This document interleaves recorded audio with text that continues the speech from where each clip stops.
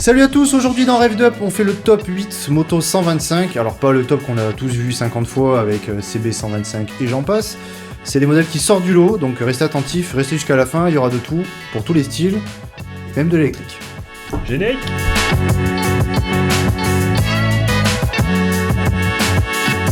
Salut à tous, bienvenue dans Rev'd Up pour notre 10e épisode. Je m'appelle Alexis, je suis toujours avec Ludo. Salut Ludo. Salut Alexis. Et aujourd'hui, comme tu disais, on va parler 125. Ouais, aujourd'hui on fait un petit top 8 des 125, mais pas le petit top 8, comme je le disais en intro, tout fait, qu'on a vu 50 fois. C'est vrai qu'on n'a pas eu trop le temps de s'y pencher sur cette première saison, mais de par notre expérience à tous les deux et de ce qu'on a pu essayer de notre côté, il y a pas mal de petites 125 qui sont pas forcément mises en avant, qui sont un petit peu exotiques, mais qui quand même ont vraiment quelque chose à proposer. Donc évidemment au niveau des tarifs, il y a un peu de tout. Mais là, l'idée, encore une fois, c'est pas de trouver forcément un rapport qualité-prix, mais surtout quelque chose qui sort du lot, parce que oui, en 125, il y a quand même des choses un peu sympas, un peu fun, et ce sera l'objet de l'épisode. Et ouais, c'est pas parce qu'on fait moins de 15 chevaux qu'on n'a pas le droit d'avoir un peu de fun, justement, et donc Ouais. on a fait cette petite sélection. Et on va commencer tout de suite avec un modèle qui est fait par un constructeur qui s'appelle FB Mondial. Ouais, FB Mondial, donc vieille marque d'il y a 100 ans. Ouais, créé dans les années 20 par des aristocrates italiens qui ont après fait de la course jusque dans les années 60-70. La marque est morte, elle est renée 50 fois, comme toutes les marques italiennes. C'est ça. Et là, elle revient depuis quelques années, du coup, avec une gamme de petites cylindrées. C'est ça, et notamment donc avec la HPS, qui initialement voulait Ça s'appelait Hipster. Hipster, d'où le HPS. Ils se sont dit que ça le faisait pas trop. Hipster, c'était pas ouf. C'est Malgré pas le fait que son look, il la destine typiquement à des gens qui sont un peu hipsters sur les bords. C'est vrai qu'en termes de look, c'est un peu chargé, dans le sens où c'est très accessoirisé, mais je trouve que c'est quand même très bien fait. On a un petit peu c'est entre un café racer et un concept bike. J'aime beaucoup le mélange des deux, et tout ça dans un 125. Certains diront que c'est un petit hommage à MV Agusta, peut-être. Peut-être, ouais, dans le style, c'est un peu ça. Et ce qui est bien, c'est que non seulement il y a un look, mais surtout le moteur, ils ont pris le petit Minarelli là, de 15 chevaux qui marche très très bien, qu'on retrouve d'ailleurs sur la Riejoux aussi. On a pour 4500 € à peu près, Ouais, on a quelque chose qui est accessible en termes de gabarit, parce qu'il faut penser aux grands et aux petits. Là, honnêtement, même les petits peuvent très bien se trouver en confort, en solo ou à deux, pas forcément, mais en tout cas en solo tranquille. Par contre, pour les grands, un peu moins. C'est vrai que la c'est... position de conduite est un peu dure pour le dos. Hein. Ouais, c'est une position de conduite qui est un petit peu bâtarde, d'autant qu'elle est très très compacte. Mais encore une fois, c'est le look qui prime, hein, donc look performance. Et même prix, finalement, 4500 balles, c'est pas énorme pour une 125 neuve. Y a pas vraiment de défaut en fait sur cette moto, on a bien cherché. Ouais. Pour un 125 en tout cas, Peut-être la distribution un peu confidentielle. Enfin, c'est vrai que nous, il y a un ou deux revendeurs sur Toulouse, mais c'est peut-être pas le cas forcément dans toute la France. C'est vrai qu'on n'est pas forcément très au fait, mais... Ouais, ce qui est bien, c'est qu'on en trouve quand même un peu en occasion parce qu'ils en ont vendu, l'air de rien. Ouais. Il n'y a pas trop de retours négatifs, donc moi c'est ce que j'ai beaucoup aimé, c'est que l'air de rien, on les retrouve pas dans les tops, alors que ça vaut grave le coup. C'est vrai qu'elle a quand même une gueule. Ce qu'on disait tout à l'heure, hein, c'est que franchement, ça vaudrait même la peine de l'acheter pour la mettre dans son salon pour le coup, parce que franchement, en occasion, on en a vu autour de 2000 €. Même le pôle est très joli. Pour un mono, ils ont fait une double sortie. Franchement, c'est très sympa. Enfin, on voit vraiment le coup de crayon italien qui fait la différence. Ouais. Ce qu'on peut signaler, je crois qu'il y a une évolution, parce que du coup, elles sont sorties donc en 2018-2019 là, et en 2020 ou 2021, je crois, ils ont fait une petite évolution. Ils ont mis un compteur TFT de 7 pouces. Qui vaut ce qu'il vaut. J'ai pas trouvé la source, mais il ressemble beaucoup à celui des KTM, donc je pense que c'est peut-être une pièce qui a été récupérée. Encore un catalogue accessible. Voilà. Mais ouais, sinon à part ça, pas grand-chose de différent. Il y a des coloris peu, qui varient un peu selon les années. Il y a une série spéciale dans les bleus là, dernièrement, qui est assez sympa. Donc ouais, franchement, faut y aller, mais pour le look quoi. Ouais, si jamais pour plus tard, vous avez la 300, qui n'est pas d'ailleurs un 300 mais un 250. Est-ce que ce serait une habitude ça chez les Italiens Ouais. J'ai le même problème avec la Fantique. Fantique 500, pas du tout, c'est un 450. Mais pareil, comme petite moto du quotidien, le 2,5 est très très performant pour sa cylindrée, donc allez-y les yeux fermés. En tout cas, on vous met les images en incrustation, là je pense que vous aurez eu l'occasion de voir. Je pense qu'on accroche pas, mais en tout cas, ça vaut le coup d'aller voir si jamais le look vous plaît. On va partir dans quelque chose de très très différent. Totalement différent. Super Soco. Ouais. Super Soco, c'est une marque qui fait de l'électrique accessible. Accessible à la fois par le gabarit, parce que du coup c'est des motos qui sont plutôt compactes, petites, donc qui vont à tous les gabarits. Ouais. Et qui sont aussi accessibles par le prix, contrairement à d'autres équivalents 125 en électrique qu'on peut avoir chez Zero par exemple, qui sont à plus de 10 000 euros. Là, Super Soco fait la TC Max, donc il y a la TC qui est l'équivalent 50 et TC Max équivalent 125, et l'équivalent 125 est aux alentours de 6 000 euros. C'est ça. Par contre, c'est vrai qu'en termes de gabarit, elle fait vraiment petite moto, même pour une 125, pour l'avoir essayé. Alors, je tiens à préciser que ces modèles-là, qui sont proposés dans le top, on les connaît. On les a essayés. La Soco, je l'ai essayé. Très bonne surprise par rapport au prix. Le gabarit, c'est vrai que moi, ça m'a choqué tout de suite parce que, on l'a vu, c'est quelque chose d'assez léger. C'est hyper urbain en fait, hein. C'est vraiment c'est pas un truc avec lequel je pense qu'on ira faire des balades le samedi après-midi. Déjà limité par l'autonomie, 70 bornes, donc forcément c'est quelque chose qui on va dire limite les déplacements, et puis les temps de recharge, c'est 8 heures le temps de recharge, donc c'est vrai que c'est pas le truc que tu vas recharger en pleine journée, le temps d'une pause déjeuner. Par contre, super compact, super légère, 93 kg pour une moto électrique, c'est vraiment pas lourd. Et ça marche super. Franchement, il y a aucun 125 thermique qui peut rivaliser avec ça, parce qu'évidemment, le couple, tout de suite, et quelle que soit la vitesse. Par contre, évidemment, là où le bas blesse, c'est la vitesse max. Ouais. On sait que c'est le nerf de la guerre chez nos amis de l'électrique. Ça pompe, et surtout, ça va pas très haut. Ouais, là ça plafonne en gros à 80, 90 pas au-dessus, et c'est vrai que ça se voit pas forcément sur la fiche technique, parce que du coup ça fait 6,8 chevaux, donc ça fait une puissance qui est quand même assez faible pour une 125. Néanmoins, la façon de calculer la puissance des moteurs électriques est toujours un peu bizarre et pas forcément... c'est pas pertinent. Ouais. Parce que là vraiment c'est la sensation de pousser que vous avez, vous le savez, en électrique. Là ça pousse jusqu'à 80. Après vous avez un petit peu une espèce de petite allonge de rien du tout, mais on peut peut-être accrocher les 100, non? Je sais pas si tu te souviens. Moi de tête c'est 90. Alors vous avez laissé sur ma chaîne là, sur Motors & Co, c'est un des reproches que j'ai fait principalement, c'était la VMAX pour une 125, mais encore une fois sur quelque chose qui se voulait un petit peu novateur, parce qu'à l'époque c'était les seuls à proposer une 125 électrique abordable. Ça reste une super affaire, et en occasion vous en trouverez. Donc, Et tu dis à l'époque, mais aujourd'hui l'offre est pas forcément beaucoup plus complète. On a des scooters, des petits trucs. Mais surtout là, des scooters, mais en moto non, pas vraiment. Donc non, vraiment là vous avez une alternative qui est sympa, et pas mal de kits déco qui sont plutôt cool.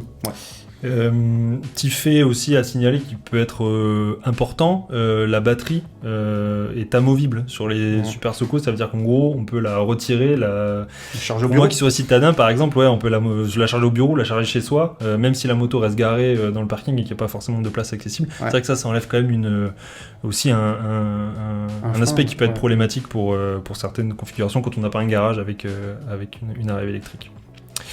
Ok, donc Super Soco, ça c'est fait. C'est validé, donc on a dit autour de 6 000 euros. Bon, certes, ça fait un budget, mais en tout cas pour de l'électrique, c'est bien. Alors, on en trouve peu en occasion.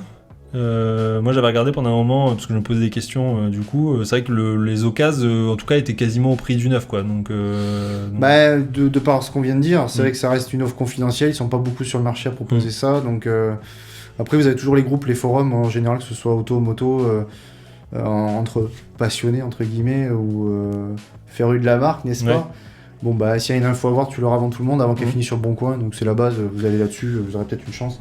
On va partir dans complètement autre chose. Les Zontes, on revient à nos amis chinois. C'est vrai qu'on en parle souvent, mais en même temps, c'est eux qui font l'actualité, donc profitons-en. Chez Zontes, ils ont la Scrambler 125. Très très très bonne surprise. Gros coup de cœur sur cette marque, déjà d'une part, et puis surtout sur les jantes. On en a parlé. Le look. Le look Scrambler chez les Chinois, il est bien fait, parce que c'est pas la seule marque. On a vu ça, on a testé Brixton il y a pas longtemps, si vous avez suivi. Et la 500 notamment est équipée de ces jantes. Les jantes rayons tangentiels. Ça cartonne. Vous allez voir sur les incrustations là, sur les photos, mais du coup c'est des jantes avec les rayons qui sont un peu comme les GS là, vraiment, GS, et donc qui vraiment donnent un look. Ça fait quali quoi. Après, est-ce que c'est vraiment quali, ça on sait pas. Moi je pense pas taper mon trottoir les doigts dans le nez avec. Faut pas déconner, mais en tout cas ça a vraiment de la gueule.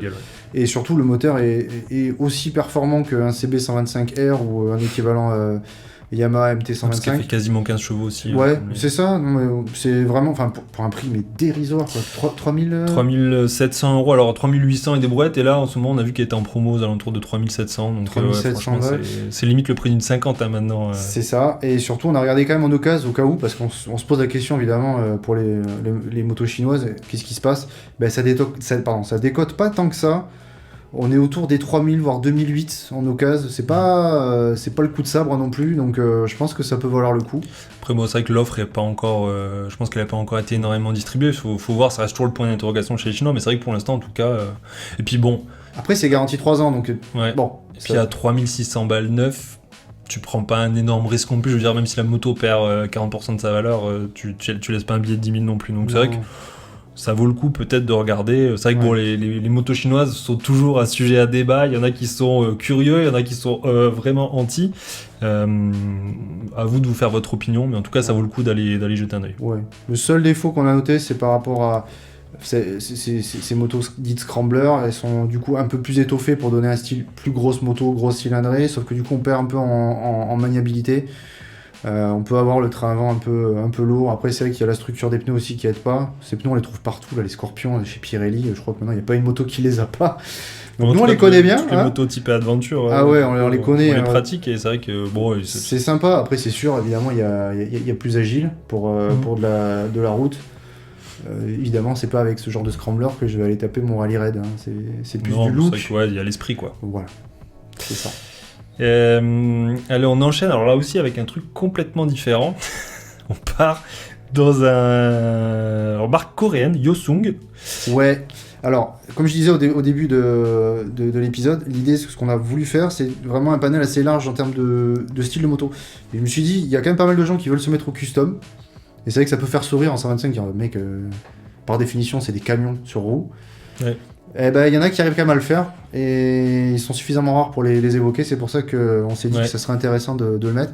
Donc, pour Yosung, on a une architecture moteur en V, ce qui a tendance à disparaître aujourd'hui, que ce soit en petite cylindrée ou en grosse, parce que ça coûte cher. Mais en termes de style, pour moi, je suis désolé, ça va peut-être énerver certains, mais moi, un custom qui a pas un V-twin, c'est pas un custom. C'est vrai que les custom avec le monocylindre, avec le tout petit là dans son berceau moteur, c'est vrai que ça fait un peu pitié, quoi. Et surtout en 125, alors que là, pour le coup, elle est vraiment, vraiment crédible, donc c'est la version... Bobber 125, qui existait, alors on l'a vu dans la gamme Yosung, dans les années 2000, il y avait une version qui s'appelait, alors c'était pas le Bobber 125, ça ressemblait, mais c'était l'Aquila 125, de mémoire. Et là maintenant du coup elle existe sous la forme d'un Bobber 125, donc c'est vraiment un look très très Harley, quoi. Hein. Ouais, c'est la nouvelle version de la Shadow, parce que donc on a un pote avec qui on roule régulièrement, qui s'est mis à la moto l'année dernière. Un pote qui est quand même un certain gabarit, voilà, et qui voulait une custom, forcément, le choix il a été vite fait, quoi. Et je dis Honda Shadow, quoi. Et le problème c'est que les Shadow, ça a 20 ans. Et alors autant on en trouve sans problème d'occasion parce qu'il y en a eu plein, et autant ça a bien vieilli parce que c'est de bonne facture, mais c'est vrai qu'aujourd'hui en neuf, à part ces marques exotiques, il y a rien qui existe. Donc un grand merci à eux d'y avoir pensé. C'est ça, et puis bon, Yosung c'est pas une marque qui sort de nulle part, hein. Ils ont fait, ça date des années 80, pareil, j'avais regardé un peu l'historique de la marque, à la base c'était un sous-traitant de Suzuki qui faisait des pièces pour Suzuki. Et qui ont fait une anti-SV, et voilà, d'ailleurs. Et vous avez d'ailleurs récupéré le moteur c'est plus ou moins la même chose, le châssis pareil. C'était la Comet, je crois, il y avait Comet 125, Comet 650, que était la SV 650, mais les versions fin des années 90. Voilà, beaucoup moins non, même le cadre, hein, c'était pas quelque chose de très abouti, en tout cas pour le prix c'était quelque chose de fiable et qui fonctionnait, donc ça fait déjà quelques temps qu'ils sont dans le game, hein, Yosung, et puis donc là voilà, dans cette gamme là ils ont la Bobber 125, donc c'est 4600 Bobber GV 125, 4690 €, donc pareil au niveau tarif, c'est pas si pire, hein. C'est pas déconnant, donc nous ce qui nous a marqué c'est un peu rapport à ce fameux pote en Shadow là, c'est que en fait c'est des motos qui ont un empattement assez long, et donc en fait sur lequel il y a de la place, donc même si on est un gabarit un peu grand, un peu volumineux, on a quand même de la place, même si la moto est assez basse, on a de quoi étendre les jambes, notamment la position avec les pieds devant forcément facilite les choses, si on est petit c'est également pas un problème, par définition vous pouvez aller dessus. Par contre elle est un peu lourde, 170 kg. Et oui, Jamy. Un peu beaucoup lourde. C'est vrai, quand on parle de la Super Soco avec ses 96 kg tout Ouais. mouillé, là c'est sûr on est sur un autre délire. Après c'est une moto pour rouler, pour rester sur un filet Ouais. de gaz. C'est pas une moto pour se faufiler en mode Uber Eats quoi. C'est... Ouais, donc le guidon est assez large, Oui, donc voilà. forcément l'interfile c'est pas son terrain de jeu de prédilection. Par contre voilà, clairement la petite moto de balade sympa. Pour rouler à 80, bah vous y êtes. Ouais. Voilà. On peut déjà goûter au plaisir. Yes. Voilà pour la parenthèse custom. Ouais.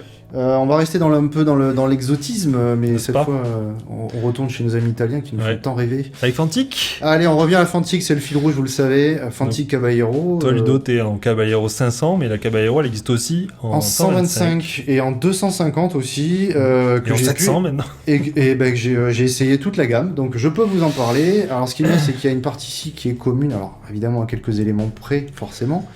Mais globalement, on est quand même sur la même proposition et c'est ça qui est intéressant. Pour l'avoir testé, notamment sur des Boss, là vous avez une vraie proposition avec une très bonne partie cycle. Il faut savoir que la marque, historiquement, c'est une marque d'enduristes des années 60. Donc leur savoir-faire, il n'est peut-être pas au niveau du moteur, mais par contre pour le reste, que ce soit cadre et partie cycle, suspension, c'est du fait maison et c'est de la bonne pièce. Malheureusement, comme chez les Italiens, très souvent, on retrouve du beau et du moins beau, c'est-à-dire qu'il y a de belles pièces bien usinées, très sympa, et on va se retrouver avec des câblages dégueulasses, le compteur hors d'âge, pas précis, et quelques petites facéties voilà, de finition, mais en tout cas, l'ensemble est vraiment très valorisant, sort du lot et crédible en tout terrain. Ouais, et du coup, le tarif est un poil, on va dire, dans la fourchette haute de notre sélection, parce qu'on est à 5190 €. Parce qu'elle a de vraies prétentions, encore une fois, et même au niveau moteur, hein, on est sur du Minarelli là aussi, c'est pas du. C'est pas, comment dire, c'est pas une moto look baroudeuse, je pense très fort à la Bullitt Hero par exemple, et autres. Chinoiserie dans le mauvais sens du terme, où là on a juste quelques accessoires, quelques accastillages pour donner le change, mais je vous garantis qu'à la première bosse ça talonne et on perd 3 boulons. Là non, pas du tout, donc certes c'est un peu cher, mais vous avez une vraie moto. Puis quand on regarde, celle de la fourche 41 mm, je pense que c'est la même que celle sur ta 500. Il y a le gros disque de frein devant, c'est un 320 mm, disque pétale et tout, donc c'est vrai que je pense que c'est de la bonne cam, et en plus ça présente très bien quoi. Donc, ouais. Non, puis en plus il y a le Poirot d'origine dessus, qui sonne plutôt bien, même un peu trop selon certains, donc ça pareil c'est cool. Sur un 125, c'est souvent ce qui fait un peu pitié, c'est le bruit, et là non. Mais vous avez un package, après hein, il faut faire le tri. Ouais. Ça vous plaît pas. Encore une fois, on vous donne notre opinion sur ces motos-là. Le mieux, c'est encore d'aller voir en concession, de les essayer. C'est le top moto qui sort du lot. Clairement, vous allez la voir, vous allez dire ouais, elle sort du lot. Ça là-dessus, il n'y a pas de souci, on peut y aller. Ah, c'est sûr qu'à côté d'une CB125R, vous ça détonne un peu, quoi. Mais on commence à en voir. Hein. Ouais. Les Caballero, on commence à en voir pas mal. Ça, c'est cool. Bon, il fallait qu'on la fasse. Allez. On reste dans l'exotisme. On va faire une petite parenthèse. Petit voyage dans le temps. Icône du deux temps. Ouais. Toujours chez les Italiens. Eh oui. Il fallait qu'on en parle. La RS 125 deux temps. RS 125 deux temps. Nous, on a connu plus jeune la RS 50 qui déjà marchait fort, juste à débrider avec un pot. Déjà, ça marchait d'enfer. Et je sais pas si tu te rappelles, au lycée, il y avait aussi un mec avec une RS 125. Et 250 même aussi. Et 250. Qui maintenant vaut un bras, on a regardé, c'est 250, c'est 7000 balles. 70 chevaux. Et là c'est. Comment dire, c'est. Ouais, bon, c'est la grande époque du deux temps, quoi. Donc ça fait officiellement 15 chevaux parce que c'est bridé sur le papier, mais bon, dès qu'on fait sauter la bride, on prend 35 chevaux direct. Voilà, pour la 125, vous passez de 15 à 34 chevaux et des bananes. Je pense pour peu que vous mettiez l'allumage, le carbu qui va bien et le Poirot, pareil, encore une fois. C'est plutôt des machines qui sont alors dédiées à des gens qui connaissent un peu, parce que du coup ça demande un entretien quand même assez suivi, et puis ça reste du deux temps. C'est de la mécanique, comment dire, de entre guillemets haute performance, donc en fait voilà, ça a beaucoup plus tendance à casser et on est loin de la vidange du CB125 tous les X milliers de kilomètres. Là il faut surveiller les segments, il faut bien veiller à ce que on ait le pourcentage d'huile qui suive par rapport aux performances qu'on aura mis. C'est des réglages, c'est pointu. Par contre, vous avez une très bonne initiation à la piste parce qu'une moto extrêmement légère, extrêmement maniable. C'est vraiment la moto pour ceux qui voudraient se mettre à la piste, aller la mettre de temps en temps. C'est un très bon châssis, des bons freins, pour une technologie d'il y a 25 ans. Ouais, c'était hyper en avance sur son temps. Et puis encore une fois, le côté de temps lui donne des performances qui sont inégalées aujourd'hui. Avec du 4 ans, même avec les technologies actuelles, c'est pas possible de rivaliser. Et on s'était dit non-stop que c'est pas parce qu'on est limité en 125 qu'on peut pas quand même avoir des jouets assez sympas. Ça a existé, il y en a moins, mais ça a existé. Il y a aussi la Cagiva Mito. On l'a pas mis dans le top parce que c'est quasiment introuvable et surtout à des prix, bon voilà. Mais en gros, la Cagiva Mito, qui est une sorte de Ducati 916 version miniature, mais qui marche sa mère, quoi. Boîte 7, 180 en pointe, enfin, c'est ouf pour une 125, c'est génial. Donc voilà, c'était le petit clin d'œil au passé qui fait plaisir. Ouais. Et on en trouve, hein. À quel prix d'ailleurs ? On gardait ça, à peu près 3 000 €, on arrive à trouver des modèles potables, hein, donc évidemment c'est pas les exemplaires sortis de boîte, bichonnés, machin, mais voilà, 3 000 €, on a quelque chose d'assez propre. Franchement, même maintenant là, avec un 10 ans de permis, je serais ravi, je pense, d'avoir ça pour essayer la piste. Ouais, quoi. C'est clair. Ouais. C'est clair. Alors, là encore, on va... on repart là, dans un autre délire, mais un délire. Un fil rouge, encore une fois, chez nous. Ouais, Svartpilen 125. Eh oui. Donc Svartpilen, c'est un nom qui va parler aux amateurs de Husqvarna. La flèche noire. La flèche noire, qui existe aussi en Vitpilen du coup, mais dans les cylindrées supérieures. Et donc la Svartpilen est sortie en 125. Donc vous connaissez, on vous refait pas la musique, le groupe KTM. Donc en fait, ils ont pris la Duke 125, ils l'ont dépouillé de certains éléments, notamment l'écran TFT. Ils l'ont remplacé par un écran un peu pourri, qui est celui sur toute la gamme Husqvarna là, chez les Vitpilen, Svartpilen. Mais du coup, qui lui donne un look finalement très joué. Là, c'est vraiment un côté un peu plus fun, on va dire, de Café cette racer moto. futuriste un peu, c'est... Et pour le coup, on en voit beaucoup moins que des Duke 125. Ouais. Même si ça reprend la base. Par contre, voilà, c'est un peu décalé dans le sens où la moto fait très jouer, quoi. Fait très jouer. Par contre, elle a son petit look. C'est une base qui est assez répandue du fait que ça partage beaucoup la quasi-totalité de la plateforme avec la Duke 125, qui est qui fait partie des top classiques de 125. Donc déjà, on n'a pas mis dans le top. Dans tous les cas, on a forcément une bonne moto. Ouais. Maintenant là, vous avez le look en plus, donc évidemment un petit peu plus d'exclusivité en termes de confort. Ouais. C'est pas la moto pour traîner maman, quoi. Non, pas du tout. Surtout que l'arrière est assez court, même si... alors, je sais pas, les 400L, ils ont rallongé sur les dernières versions. Je sais pas si les 125, c'est pareil, mais bon, disons que la place arrière, c'est clairement pas le... C'est symbolique, quoi. C'est plus que symbolique. Et en même temps, à 2 sur une 125, je crois, n'importe laquelle, en vrai, c'est la mort, quoi. Donc celle-là, elle fait quand même 15 chevaux, donc on est là sur le maximum qu'on puisse faire légalement sur ce genre de plateforme. Elle a un poids lourd, du coup on arrive à 146 kg, donc plus lourde que la Duke. Bon voilà, si on apprécie le look scrambler, les jantes à rayons... disons, du niveau de finition et d'équipement, 5300 €, il y a une proposition. C'est intéressant. Je pense que ça va être intéressant, on n'en a pas trop vu en occasion, mais parce qu'en fait elle est assez récente finalement, elle est sortie il y a 2 ans, parce qu'au début je crois qu'elle était disponible qu'en Inde, la 125, et donc là ils l'ont importée en Europe, donc il n'y a pas trop d'offres encore en occasion, mais bon, typiquement je pense que c'est des motos qui ont tendance à décoter, donc probablement des bonnes affaires en occasion dans les années qui viennent, quoi. Oh bah dites-nous d'ailleurs en commentaire si vous en avez trouvé en occasion à des prix... Ou si vous êtes d'ailleurs possesseur d'une Svartpilen. C'est vrai que c'est un peu plus délicat à trouver. On va terminer ce top ? Bah ouais, du coup on arrive sur notre 8e modèle. Alors ça c'est un modèle du coup qu'on a essayé récemment grâce à nos amis de chez Jetbike avec qui on a fait un épisode il y a quelques semaines. Donc c'est chez Brixton. Brixton, pareil, on en a parlé assez longuement récemment sur la chaîne. La transition n'est pas anodine par rapport à la Vitpilen Svartpilen, parce qu'en termes de style, il y a quand même un léger pompage. Bah, si jamais on prend la Svartpilen et qu'on la réduit encore un peu, on obtient la Crossfire XS, qui est, on va dire, une alternative à la MSX de chez Honda. Donc Ouais, mini moto un peu fun. C'est une anti-MSX et Monkey, on va dire. Monkey, ouais. C'est le pendant futuriste de la Monkey, en fait, qui elle est plutôt néo-rétro. Et qui a un look très sympa. Ouais. Que moi, en tout cas à titre personnel, je préfère à la Honda. Et qui est clairement le genre de petite moto, voilà, qu'on a.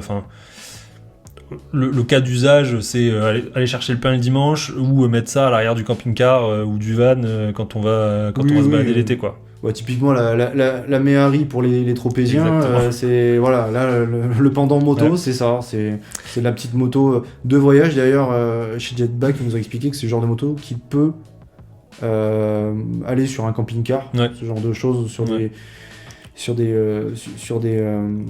des moyens de transport, c'est parce que c'est léger, donc on peut l'embarquer. Et elle a un gros avantage par rapport à la gamme de chez Honda, qui du coup a des prix délirants dans les 5000 balles et tout. Celle-là, elle est à 2600 €, donc c'est somme toute abordable. En tout cas, c'est beaucoup plus abordable que les équivalents chez Honda. La mécanique, on l'a essayé, c'est pas violent, quoi. Là, on retrouve la base, on va dire datée, qu'on peut trouver chez tous les sino européens, on va dire. Du 4 temps à refroidissement par air. Je crois que c'est un refroidissement liquide, non, sur la... Non, là-dessus c'est refroidissement par air. Okay. Et c'est quoi, c'est un solar Bracam, c'est zéro technologie, clairement. C'est de la mécanique, une injection, le freinage aux normes terminé. Ouais. Donc alors voilà, la petite roue devant, je crois que c'est du 12 pouces si je dis pas de bêtises. 12 pouces, ouais.